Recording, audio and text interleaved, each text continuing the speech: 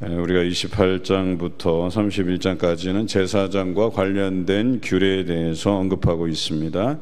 그리고 31절부터 오늘 우리가 읽은 마지막 절까지는 제사장의 의복에 대한 이야기들을 다루고 있습니다. 겉옷, 또 속옷, 그리고 또 관이라고 해석된 것은 왜 모자처럼 쓰는 것을 말하죠.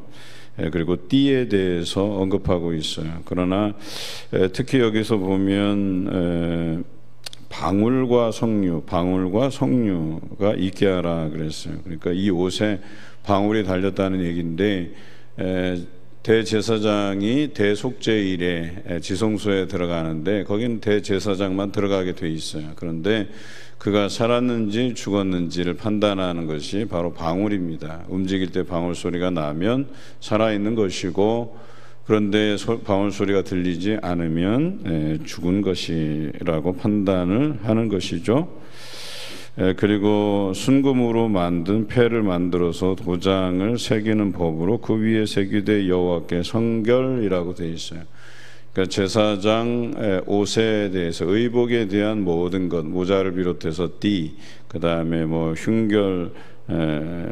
판결 흉패, 여러 가지 것들이 있는데, 이것들이 뜻하는 바는 여호와께 성결이라고 하는 거예요. 그 의복 자체가 하나님 앞에 거룩함으로 나아가야 됨을 상징하는 것이죠.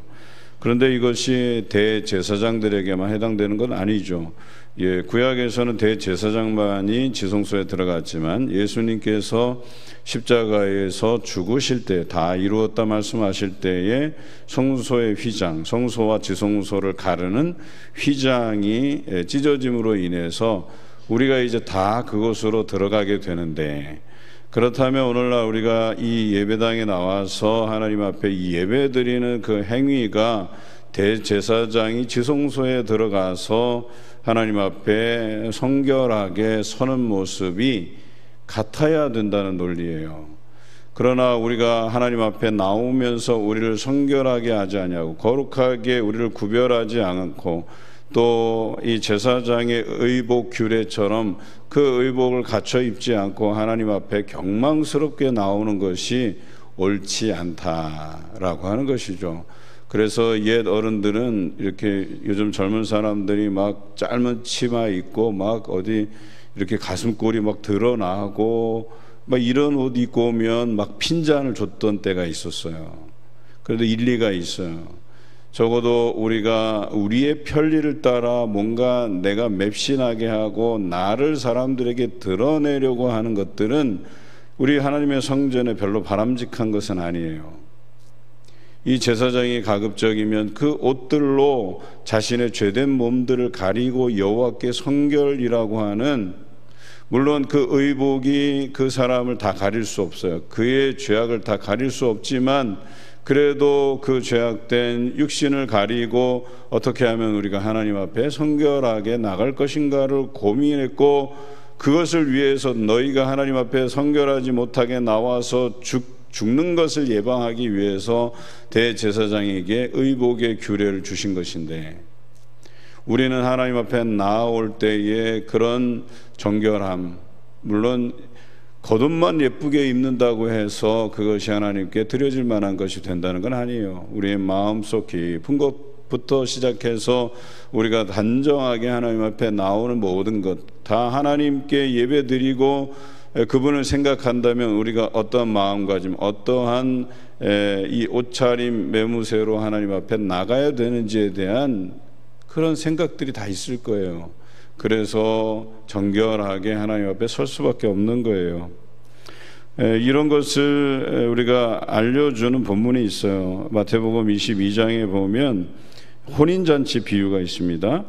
처음에 혼인잔치를 베풀고 주인이 사람들을 청해요. 근데 사람들이 오기를 거절해요. 어떤 사람들은 자기 밭으로 나가고, 어떤 사람들은 자기 사업하러 가고, 그리고 그 청한 종들을 죽이는 사람도 있었고 라고 표현하고 있어요. 그랬더니 다른 사람들을 청하라 그랬어요. 그래서 길거리에 가서 만나는 대로 혼인잔치에 청하여서 오라 했어요. 그런데 사람들이 몰려왔죠. 그런데 임금이 볼 때에 예복을 입지 않은 사람도 있었던 거예요. 그래서 그 예복을 입지 않은 사람을 어떻게 처결합니까? 손발을 묶고 바깥 어두운 데에 내던지라. 거기서 슬피 울며 이를 갈미 되리라. 이렇게 표현하고 있어요. 다시 말해서 그냥 아무나 어중이 떠중이 그냥 다 그냥 온다 이런 개념이 아니에요. 하나님 앞에 설 때는 반드시 우리가 성결한 모습으로 서야 된다. 갖추어져야 된다. 이렇게 설명하고 있는 것이죠. 우리가 앞서서 성막의 규정들을 또한 이렇게 배우고 그 앞서서 또 십계명의 그 계명에 관련한 여러 가지 하나님의 백성들이 지켜야 될 규례들에 대해서 쭉 출애굽기에서 묵상을 했잖아요. 그게 무엇을 의미해요? 그리고 그것들을 언급한 다음에 하나님이 명하신 양식대로 하라 이렇게 표현하고 있잖아요. 마찬가지로 우리도 하나님 앞에 나오면 하나님께서 우리에게 요구하신 것, 예수 그리스도를 통해서 우리에게 어떻게 생활하고 어떻게 살아가야 될 것인가를 말씀하신 대로 그렇게 갖추고 살다가 하나님의 성전에 나와서 하나님 앞에 우리가 삶에서 맺은 것들로 하나님께 드리라는 거잖아요.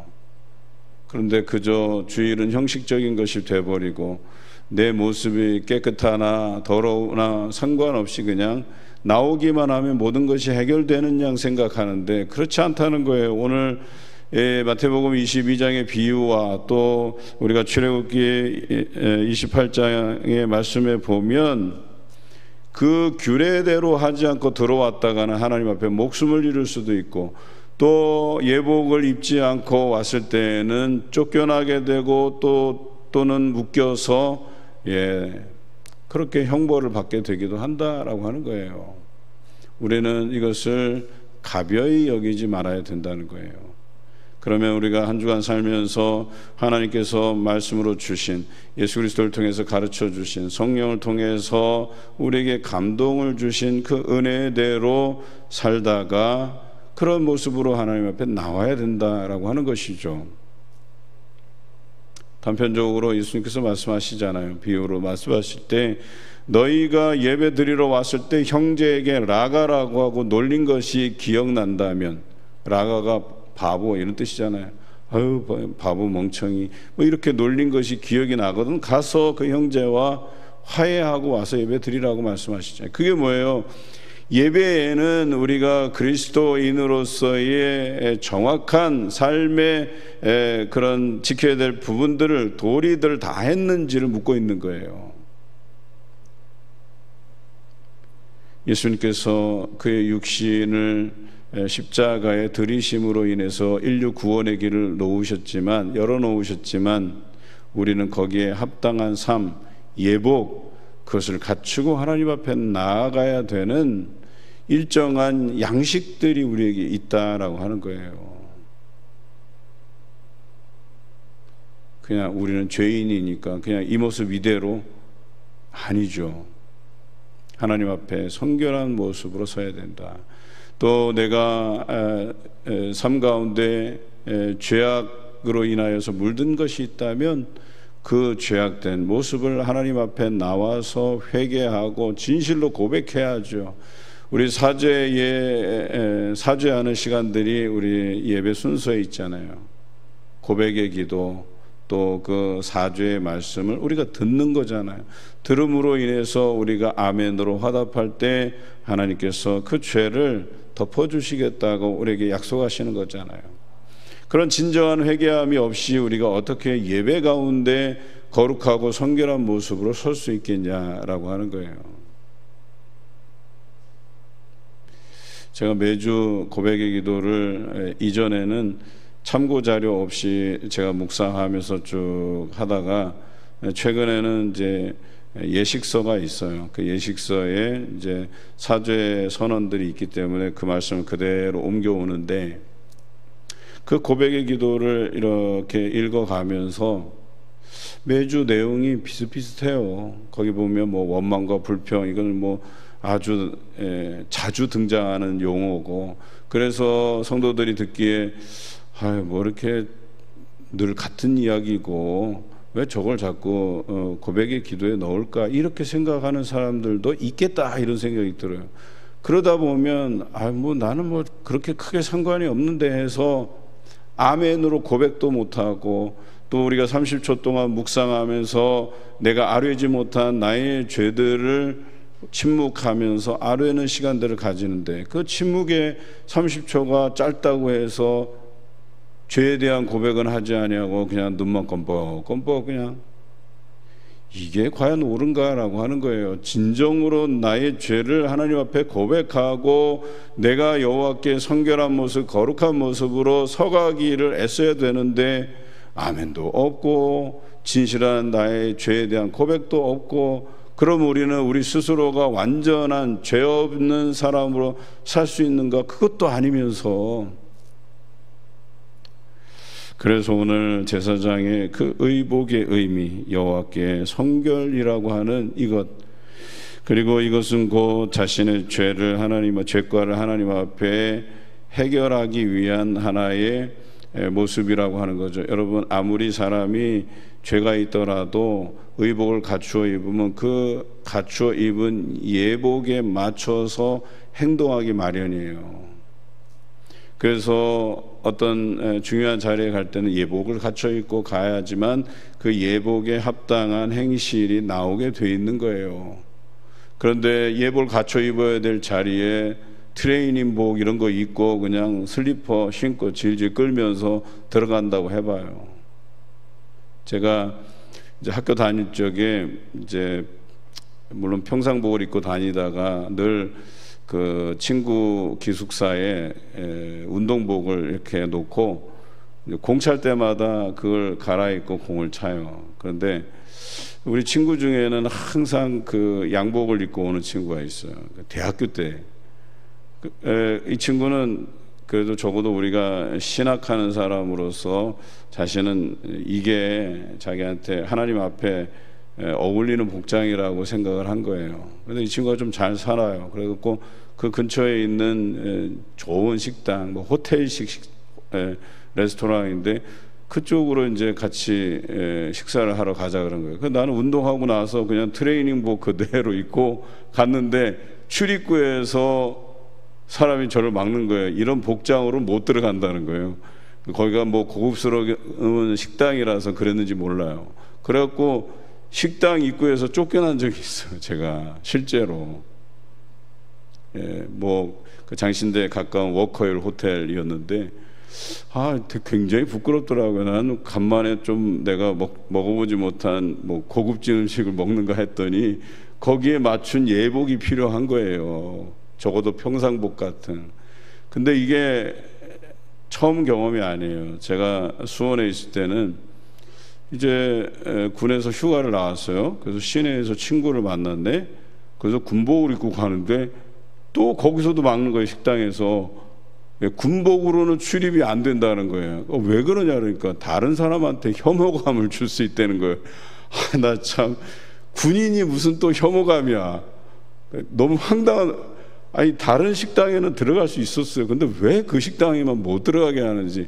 하여튼간 그 식당은 뭔가 뭐 그게 이제 군인들이 들어가면 뭐 이렇게 좀 다른 사람한테 위압감을 줄 수 있었던 모양이에요. 하여튼간 복장이 안 맞다 이거예요. 그런데 오늘 성경에 보니까 제사장도 복장을 갖추는데 이것이 오늘날로 해석하면 그 대제사장이 들어갈 수 있던 지성소를 이제는 우리 예수 그리스도의 공로, 십자가의 공로로 인해서 누구도 들어갈 수 있는, 그렇다면 그곳에 들어가는 우리에게 이런 말씀이 적용되면 우리도 제사장의 의복에 걸맞는 성결한 삶, 거룩한 삶, 그것으로 하나님 앞에 나오라는 거예요. 제가 또 이랬더니 또 다음날 내일 새벽 됐는데 나는 너무 죄인이라서 못 나가겠네 하고 안 나오시면 안 되고, 정말 내가 하나님 앞에 나아가기를 힘쓰되 내 자신의 성결한 삶, 거룩한 삶을 위한